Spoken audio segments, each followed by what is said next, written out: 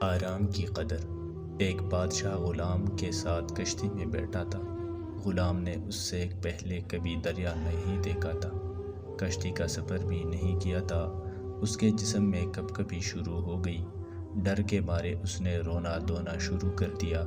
اس کے اس رویے پر بادشاہ کو تکلیف ہوئی۔ اسے چپ کرانے کے لیے کوئی تدبیر سمجھ میں نہیں آ رہی تھی۔ اس کشتی میں ایک دانا بھی تھا۔ اس نے بادشاہ سے کہا کہ اگر آپ حکم دیں تو اسے چپ کر دوں۔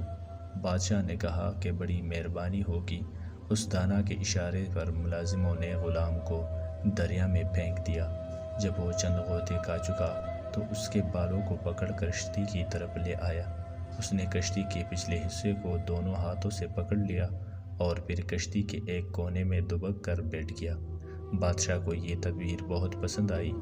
دانا سے بادشاہ نے پوچھا کہ اس میں کیا حکمت تھی؟ دانا نے کہا کہ اس نے کبھی ڈوبنے کی تکلیف نہیں اٹھائی تھی اور کشتی کے آرام کو نہیں جانتا تھا۔ آرام کی قدر وہی جان سکتا ہے جو مصیبت جھیل چکا ہو۔